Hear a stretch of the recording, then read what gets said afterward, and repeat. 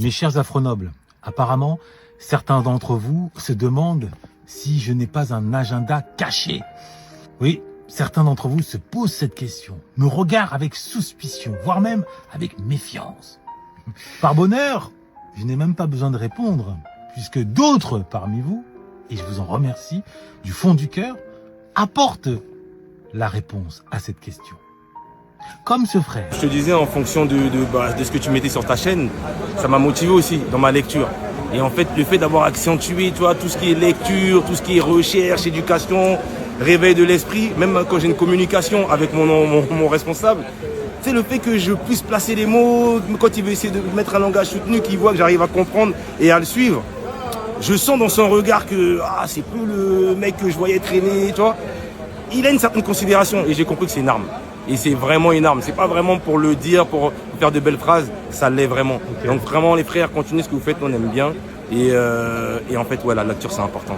Merci on entendait les parents nous le dire, on entendait les anciens nous le dire, on pensait que c'était un jeu, mais vraiment la lecture c'est la musculation du cerveau. C'est comme ça que moi je vois. Exactement. Voilà, en tout cas Herman, ça me fait plaisir de t'avoir rencontré. Ou encore, comme cette sœur. Vous épurez l'âme de la jeunesse, vous nettoyez, vous enlevez des choses. Parce que lorsqu'on est bien de l'intérieur, alors de l'extérieur, on produit du fruit. Et les enfants et la jeunesse se retrouvent, ils sont équilibrés et alors ils ont la vision. Ils ont des objectifs clairs qui sont bien fixés et bien équilibrés dans leur tête. Et moi, je vous remercie pour ça. Et vous faites là le vrai travail des grands frères africains. C'est ça que je tenais à témoigner. Et voilà, mon neveu vous suit. J'ai mon collègue Gabi qui vous suit aussi. Merci. Et je lui enverrai une photo de vous. Merci beaucoup. Merci beaucoup pour tout ce que vous faites. Voilà. Pour le dire autrement, mon agenda est et a toujours été et restera le même. Permettre à chacun d'entre vous, individuellement, en tout cas à un maximum d'entre vous, de prendre en main son destin par sa réflexion, par la maîtrise du langage.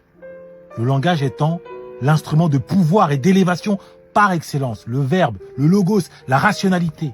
Ce n'est ni Marine Le Pen, ni Jean-Luc Mélenchon qui te permettront d'éduquer correctement tes enfants. Si tu ne maîtrises pas suffisamment les mots pour te montrer pédagogue, pour te montrer en capacité d'expliquer les choses. Ce n'est ni Marine Le Pen, ni Jean-Luc Mélenchon qui te permettront de bâtir un foyer solide, de converser avec madame ou avec monsieur. C'est plutôt ta capacité à maîtriser le langage et tout particulièrement le langage affectif. Ce n'est ni Marine Le Pen, ni Jean-Luc Mélenchon qui te permettront de t'imposer au travail, de forcer le respect face à telle ou telle administration. C'est plutôt ta capacité à vouvoyer avec hauteur, à répondre avec sarcasme ou ironie en cas de provocation.